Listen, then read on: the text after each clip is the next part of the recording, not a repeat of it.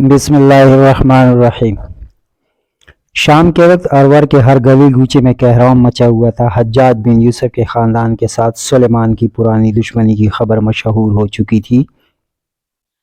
ہر گھر میں سندھ کے نئے گورنر کی آمد اور محمد بن قاسم کی روانگی کا ذکر ہو رہا تھا۔ شہر کے ہزاروں مرد، عورتیں اور بچے شاہی محل کے گرد جمع ہو کر شور مچا رہے تھے۔ نماز مغرب کے بعد محمد بن قاسم کی فوج کے تمام عہدیداران محل کے ایک وسیع کمرے میں جمع ہوئے۔ محمد بن قاسم کو اس کی مرضی کے خلاف اس اجتماع میں شریک ہونے پر مجبور کیا گیا۔ اس نے ایک مختصر سی تقریر میں کہا، میں صبح دمشق روانہ ہو جانے کا فیصلہ کر چکا ہوں اور اس فیصلے پر نظر ثانی کرنے کے لیے تیار نہیں۔ ایک سپاہی کا سب سے پہلا فرض اطاعت امیر ہے۔ آپ اس حادثے سے پریشان نہ ہوں، اپنے نئے حاکم کے ساتھ پورا تعاون کریں۔ امیر المومنین سلیمان غالباً یہ دیکھنا چاہتے ہیں کہ میرے دل میں اطاعت امیر کا جذبہ ہے یا نہیں۔ دمشق سے روانگی کے وقت وہ مجھ سے بدظن ہو گئے تھے، لیکن یہ وہ زمانہ تھا جب ان پر کسی ذمہ داری کا بوجھ نہ تھا۔ اب وہ امیر المومنین ہے اور مجھے یقین ہے کہ ان کے مزاج میں تبدیلی آ چکی ہوگی۔ بہت ممکن ہے وہ مجھے ہندوستان میں اپنا ادھورا کام پورا کرنے کے لیے بھیج دیں، لیکن اگر میں ان کی غلط فہمی دور نہ کر سکا اور مجھے دوبارہ یہاں آنے کا موقع نہ دیا گیا تو بھی یزید بن ابو کبشہ کی اطاعت تمہارا فرض ہوگا۔ بھیم سنگھ نے کہا، یہ آپ جو حکم دیں ہم ماننے کے لیے تیار نہیں، لیکن سندھ کے تمام سرداروں کی رائے یہ ہے کہ آپ اس وقت تک یہاں سے نہ جائیں جب تک آپ کو خلیفہ کی نیکی کا یقین نہ ہو جائے۔ میں زبید سے دمشق کے واقعات سن چکا ہوں اور میرا دل گواہی دیتا ہے کہ سلیمان آپ کے ساتھ بہت برا سلوک کرے گا۔ ہم آپ کو سلیمان کی رعیت نہیں سمجھتے بلکہ اپنے دلوں کا بادشاہ سمجھتے ہیں۔ ہم آپ کے اشارے پر آگ میں کود سکتے ہیں، لیکن یہ گوارا نہیں کر سکتے کہ ہماری آنکھوں کے سامنے آپ کو بیڑیاں پہنائی جائیں۔ آپ کے عرب ساتھیوں کے دلوں میں دربار خلافت کا احترام ہو تو ہو، ہم ایسے خلیفہ کا احترام کرنے کے لیے تیار نہیں جو سندھ کو اس کے محسن اعظم سے محروم کرنا چاہتا ہے۔ ہم زندگی اور موت میں آپ کا ساتھ دینے کا عہد کر چکے ہیں اور یہ عہد ٹوٹنے والا نہیں۔ آپ سندھ میں ہیں، سندھ کو آپ کی ضرورت ہے۔ آپ کے عرب ساتھی اگر آپ کا ساتھ چھوڑ بھی دیں تو بھی ہماری 1,00,000 تلواریں آپ کی حفاظت کے لیے موجود ہیں، اور صرف یہی نہیں بلکہ سندھ کا ہر بچہ اور بوڑھا خطرے کے وقت آپ پر جان قربان کرنے کے لیے تیار ہوگا۔ بھگوان کے لیے آپ نہ جائیں، اور کم از کم اس وقت تک نہ جائیں جب تک ہمیں یہ اطمینان نہ ہو جائے کہ سلیمان آپ کے ساتھ بدسلوکی نہیں کرے گا۔ اگر میرے الفاظ آپ پر اثر نہیں کرتے تو آپ اس محل کے نیچے جھانک کر دیں گے اور پھر فیصلہ کریں کہ وہ ہزاروں یتیم جو آپ کو اپنا باپ سمجھتے ہیں، وہ ہزاروں بوڑھے جو آپ کو اپنا بیٹا سمجھتے ہیں، وہ بیوائیں جو آپ کو اپنا بھائی سمجھتی ہیں، آپ پر کوئی حق رکھتے ہیں یا نہیں۔ اختتام پر بھیم سنگھ کی آواز بھرا گئی۔ حاضرین ایک دوسرے کی طرف دیکھنے لگے۔ زبیر نے کہا، آپ اچھی طرح جانتے ہیں کہ سلیمان آپ کے ساتھ نیک سلوک نہیں کرے گا۔ آپ یہیں ٹھہریں اور مجھے امیر المومنین کی خدمت میں حاضر ہونے کا موقع دیں۔ میری جان اس قدر قیمتی نہیں، لیکن سندھ اور عالم اسلام کو آپ کی ضرورت ہے، محمد بن قاسم نے جواب دیا۔ یہ میں اپنے ہر سپاہی کی جان کو اپنی جان سے زیادہ قیمتی سمجھتا ہوں، اور بھیم سنگھ، تمہارا اور تمہارے ساتھیوں کا شکریہ ادا کرنے کے لیے میرے پاس الفاظ نہیں، لیکن تم میری ذات کو میرے مقصد سے زیادہ اہمیت دے رہے ہو۔ تم یہ نہیں جانتے کہ دربار خلافت سے میری بغاوت دراصل اس عظیم الشان مقصد سے بغاوت ہوگی جس کے لیے گزشتہ 1 صدی میں لاکھوں سرفروش اپنا خون بہا چکے ہیں۔ یہ 1,00,000 انسان تمام ہندوستان کو فتح کرنے کے لیے کافی ہیں، اور میری جان اس قدر اہم نہیں کہ میں سندھ کی 1,00,000 تلواروں کو عالم اسلام کی 1,00,000 تلواروں سے ٹکرانے کی اجازت دے دوں۔ ایسی بغاوت میں میری فتح بھی مسلمانوں کو بدترین شکست کے مترادف ہوگی۔ کیا میں گوارا کر سکتا ہوں کہ اس وقت ترکستان اور اندلس میں ہماری جو افواج مصروف جہاد ہیں وہ صرف اس لیے واپس بلائی جائیں کہ سندھ کے سپہ سالار نے اپنی جان کے خوف سے عالم اسلام کے خلاف علم بغاوت بلند کر دی ہے؟ اگر یہ سوال میری اور مسلمان کی ذات تک محدود ہوتا تو شاید میں اس کے سامنے ہتھیار نہ ڈالتا، لیکن میں اس قوم کے سامنے ہتھیار ڈال رہا ہوں جو سلیمان کو اپنا خلیفہ تسلیم کر چکی ہے۔ اگر میری موت مسلمانوں کو اتنے بڑے انتشار سے بچا سکے تو میں اسے اپنی خوش نصیبی سمجھوں گا۔ تم یہ کہہ چکے ہو کہ تم میرے اشارے پر جان قربان کرنے کے لیے تیار ہو۔ میں تم سے کوئی قربانی طلب کرنے کا حقدار نہیں، لیکن اگر تم چاہتے ہو کہ سندھ سے رخصت ہوتے وقت میرے دل پر کوئی بوجھ نہ ہو اور میں اپنے دل میں یہ اطمینان لے کے جاؤں کہ سندھ میں میرا کوئی کام ادھورا نہ تھا، تو تم جو دین عملاً قبول کر چکے ہو اس کی زبان سے بھی اعلان کر دو۔ میری یہ دعوت اپنے ان تمام احباب کے لیے ہے جو اس جگہ موجود ہیں۔ تم جیسے لوگوں کو اس قبول اسلام کے بعد سندھ کا مستقبل کسی محمد بن قاسم کا محتاج نہ ہوگا۔ اب عشاء کی نماز کا وقت ہو رہا ہے اور آج میری حالت اس مسافر کی سی ہے جو ایک لمبے سفر کے بعد منزل پر قدم رکھتے ہی سو جانا چاہتا ہو۔ میں یہ نہیں چاہتا کہ آپ میری ذات سے متاثر ہو کر فوراً کوئی فیصلہ کریں، لیکن اگر آپ دل سے اسلام کی خوبیوں کا اعتراف کر چکے ہیں تو مجھے آپ کا اعلان سن کر روحانی مسرت ہوگی۔ بھیم سنگھ نے بلند آواز میں کلمہ توحید پڑھتے ہوئے کہا، اگر اسلام کی خوبیوں کا معترف نہ بھی ہوتا تو بھی میں آپ کی دعوت پر انکار نہ کرتا۔ میرے نزدیک اسلام کی سب سے بڑی خوبی یہ ہے کہ آپ جیسے لوگ مسلمان ہیں۔ محمد بن قاسم نے اٹھ کر بھیم سنگھ کو سینے سے لگا لیا اور کہا، مسلمانوں، تمہیں مجھ جیسے ہزاروں انسان ملیں گے۔ 8 اور سرداروں نے بھیم سنگھ کی تقلید کی اور حلقہ بگوش اسلام ہو گئے۔ جب یہ لوگ عشاء کی نماز ادا کرنے کے لیے کمرے سے باہر نکل رہے تھے تو محل کے ایک اور کمرے سے ارور کے بڑے پروہت کی قیادت میں معززین شیخ کا ایک وفد یزید بن ابو کبشہ کی ملاقات کے بعد واپس جا رہا تھا۔ اس وفد کے ارکان مرجھائے ہوئے چہروں کے ساتھ یزید کے کمرے میں داخل ہوئے تھے اور مسکراتے ہوئے باہر نکلے۔ یزید ان کے دیوتا کی جان بچانے کا وعدہ کر چکا تھا اور وہ یوں محسوس کر رہے تھے کہ سندھ کے آفتاب کے گرد جمع ہونے والے بادل چھٹ چکے ہیں۔ پروہت اور اس کے ساتھی محل سے باہر نکلے تو بے شمار لوگ ان کے گرد جمع ہو گئے۔ ہزاروں سوالات کے جواب میں پروہت نے فقط یہ کہا کہ تم اپنے گھر جاؤ، سندھ کے مقدر کے ستارے کی نحوست ٹل چکی ہے، تمہارا دیوتا تمہیں مل جائے گا۔ عشاء کی نماز کے بعد جب محمد بن قاسم اپنی چاہگاہ میں داخل ہو رہا تھا تو یزید بن ابو کبشہ نے آواز دی، خالد، زبیر اور بھیم سنگھ ابو کشبہ کے ساتھ آ رہے تھے۔ محمد بن قاسم دروازے پر رک کر ان کی طرف دیکھنے لگا۔ یزید نے قریب پہنچ کر خالد، زبیر اور بھیم سنگھ کو رخصت کیا اور محمد بن قاسم کے ہاتھ میں ہاتھ ڈال کر اس کے کمرے میں داخل ہوا۔ کمرے میں مشعل جل رہی تھی، علی کرسی پر سو رہا تھا۔ محمد بن قاسم نے یزید کو ایک کرسی پر بیٹھنے کا اشارہ کرتے ہوئے کہا کہ اس لڑکے کو میرے ساتھ بہت محبت ہے، یہ بھی برہمن آباد میں قید تھا۔ یزید نے مسکراتے ہوئے کہا، اس سرزمین میں وہ کون ہے جسے آپ کے ساتھ محبت نہیں؟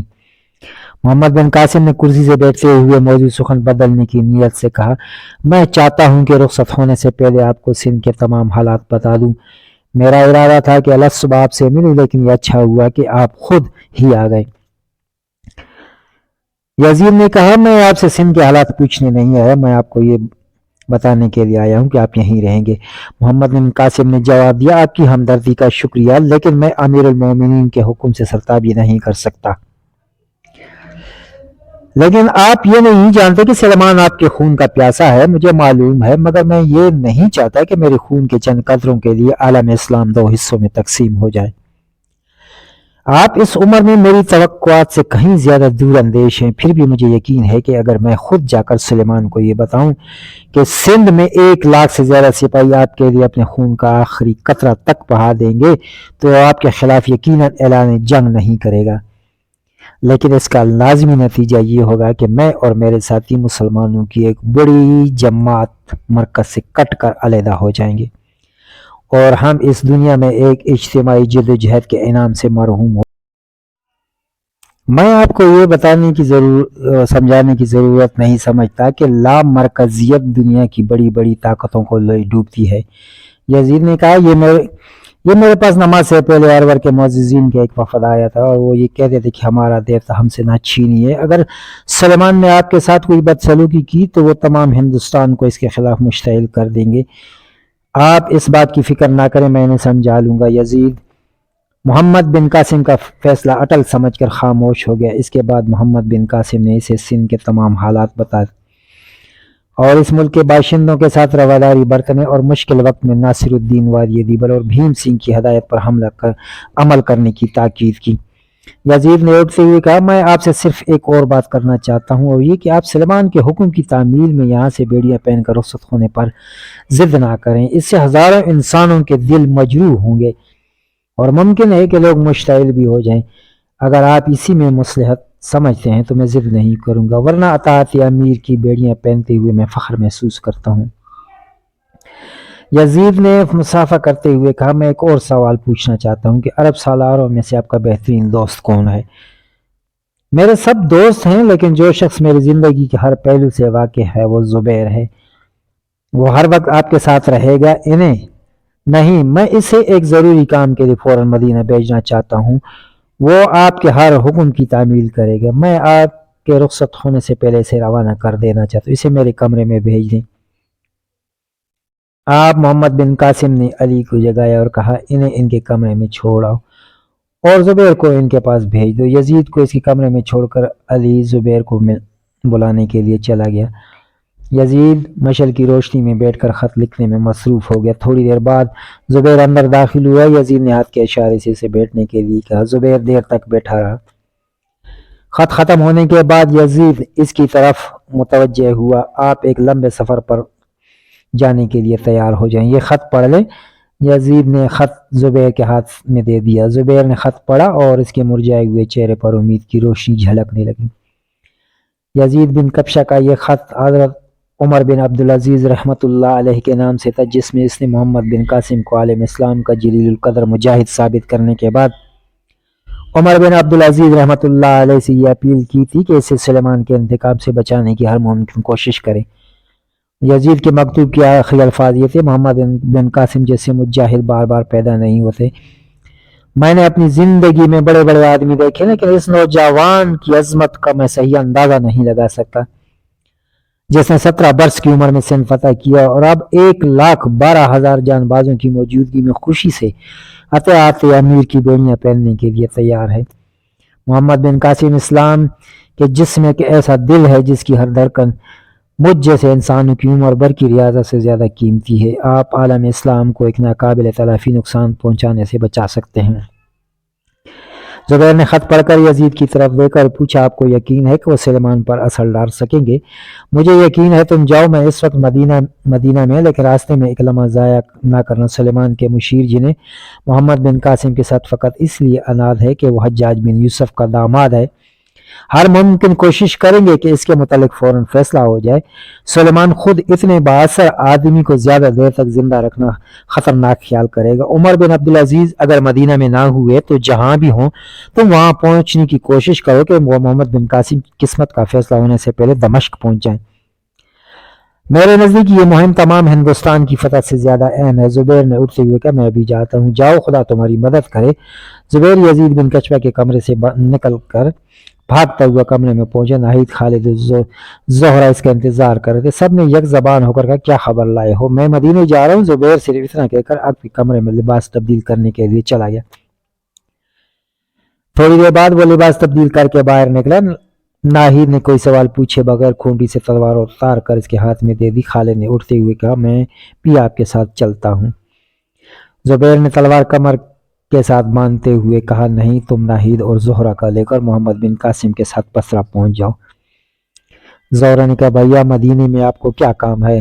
زبیر نے جواب دیا: میں کہ اس آدمی کے پاس یزید کا خط لے کر جاتا ہوں جو محمد بن قاسم کو بچا سکتا ہے. خالد، تم بصرہ پہنچ کر سیدھے محمد بن قاسم کے گھر چلے جانا اور زبیدہ کو تسلی دینا. مجھے امید ہے میں بھی بہت جلد وہاں پہنچ جاؤں گا. ناہید: خدا حافظ. زہرہ، میری کامیابی کے لیے دعا کرنا. زبیر یہ کہہ کر کمرے سے باہر نکل گیا. راستے میں محمد بن قاسم کا کمرہ تھا. اندر مشعل ٹمٹما رہی تھی. اس نے دروازے پر رک کر اندر جھانکا اور پھر کچھ سوچ کر دبے پاؤں اندر چلا گیا. محمد بن قاسم گہری نیند سو رہا تھا. ایک معصوم بچے کی سی مسکراہٹ جسے زبیر نیند کی حالت میں اکثر اس کے ہونٹوں پر دیکھ چکا تھا، آج بھی اس کے ہونٹوں پر کھیل رہی تھی. سرہانے کی طرح دیوار کی کھونٹی پر وہ تلوار لٹک رہی تھی جس کے ساتھ کم سر نوجوان سالار نے سندھ کے مضبوط قلعوں اور سندھ کے باشندوں کے قلوب کو مسخر کر لیا تھا. ایک نامعلوم جذبے کے تحت زبیر کا دل دھڑکا. اس کی آنکھوں میں آنسو آ گئے اور وہ کانپتی ہوئی آواز میں آہستہ آہستہ یہ کہہ کر باہر نکل گیا: میرے بھائی، میرے دوست، میرے سالار، خدا حافظ. محل سے نکلتے وقت زبیر سہمے ہوئے دل کو بار بار یہ کہہ کر تسلی دے رہا تھا: نہیں نہیں، ہم ایک بار اور ضرور ملیں گے. صبح کے وقت محل کے دروازے پر تل دھرنے کو جگہ نہ تھی. محمد بن قاسم دروازے سے باہر نکلا تو ہجوم نے ادھر ادھر سمٹ کر دروازے کے سامنے سیڑھیاں خالی کر دی. فوج کے عہدیداران، شہر کے معززین اور پروت آگے بڑھ کر اس سے مصافحہ کرنے لگے. بھیم سنگھ کی باری آئی تو وہ بے اختیار محمد بن قاسم کے ساتھ لپٹ گیا. اس نے کہا آپ نے میرا اسلامی نام تجویز نہیں کیا۔ محمد بن قاسم نے جواب دیا تم اگر پسند کرو تو میں تمہارا نام سیف الدین رکھتا ہوں۔ سیڑھی سے نیچے ایک سپاہی گھوڑا لیے کھڑا تھا۔ محمد بن قاسم نیچے اتر کر گھوڑے پر سوار ہونے لگا تو یزید بن ابو کبشہ نے بھاگ کر بات تھام لی۔ محمد بن قاسم کے احتجاج کے باوجود لوگ بھاگ بھاگ کر دیوانہ وارث کے پاؤں کو ہاتھ لگا رہے تھے۔ گھوڑے پر سوار ہو کر محمد بن قاسم نے چاروں طرف دیکھا، اسے کوئی آنکھ آنسو سے خالی نظر نہ آئی۔ سفید ریش بوڑھے یہ محسوس کر رہے تھے کہ ان کا عزیز ترین بیٹا ان سے رخصت ہو رہا تھا۔ بیوہ عورتیں اور یتیم بچے یہ محسوس کر رہے تھے قدرت ان کا زبردست سہارا چھین رہی تھی۔ نوجوان لڑکیاں یہ کہہ رہی تھی کہ ان کی عفت و عصمت کا نگہبان جا رہا ہے۔ ارور کے در و دیوار پر حسرت برس رہی تھی۔ اپنے باپ کے اشارے پر شہر کے پروت کی نوجوان لڑکی آگے بڑھی۔ اس نے محمد بن قاسم کو پھولوں کا ہار پیش کرتے ہوئے کہا میرے بھائی میں ارور کی تمام کنیاؤں کی طرف سے یہ تحفہ تمہاری خدمت میں پیش کرتی ہوں۔ محمد بن قاسم نے اس کی طرف احسان مندانہ نگاہوں سے دیکھنے کے بعد پھول قبول کر لیے۔ دیبل کے بازاروں سے سلیمان بن عبد الملک کا قیدی کا گھوڑا پھولوں کے ڈھیر رونتا ہوا نکلا۔ ارور کے باشندوں نے کسی شہنشاہ کا جلوس بھی اس قدر شاندار نہ دیکھا تھا۔ کسی عزیز کی جدائی پر اس قدر آنسو نہ بہائے تھے وہ ہاتھ جنہوں نے 2 سال قبل فاتح سندھ کو اپنا بدترین دشمن سمجھ کر تیروں اور نیزوں کے ساتھ اس کا خیر مقدم کیا تھا، پھولوں کی بارش کر رہے تھے۔ علی، خالد، ناہید و زہرہ محمد بن قاسم کے ساتھ جانے والے چند سپاہیوں کے ساتھ پہلے ہی شہر سے باہر پہنچ چکے تھے۔ یہ قافلہ 60 نفوس پر مشتمل تھا۔ ان میں 40 وہ سپاہی تھے جو محمد بن قاسم کو بابا زنجیر دمشق لے جانے کے لیے یزید بن ابو کشبہ کے ساتھ آئے تھے۔ واسطہ کا کوتوال مالک بن یوسف سالی کی سفارش ان کا سالار مقرر ہو کر آیا تھا۔ مالک بن یوسف کو سالی کی ہدایت تھی کہ وہ راستے میں محمد بن قاسم کے ساتھ کوئی رعایت نہ کرے۔ مالک خود بھی حجاج بن یوسف کے خاندان کا پرانا دشمن تھا، لیکن ارور پہنچ کر وہ یزید بن ابو کبشہ کی طرح محمد بن قاسم کی شخصیت سے متاثر ہوئے بغیر نہ رہ سکا۔ اس کے بعد ساتھی بھی ارور سے اس کی روانگی کا منظر دیکھ کر اس قدر متاثر ہوئے کہ وہ کھلے بند سلیمان کے غلط کام پر نکتہ چینی کرنے لگے۔ یزید نے رخصت کرتے ہوئے قوت تاکید کی تھی کہ عزت کے ساتھ بصرہ لے جاؤ، امیر المومنین کو میں جواب دے دوں گا۔ دوپہر کے وقت سیف الدین بھیم سنگھ آگرہ کے پروت کے ساتھ ایک ٹھیلے پر کھڑا دور راستے کے گرد میں ایک قافلے کے روپوش ہوتے ہوئے دیکھ رہا تھا۔ پروت نے ایک ٹھنڈی سانس لیتی ہوئے کہا سندھ کا آفتاب دوپہر کے وقت غروب ہو رہا ہے۔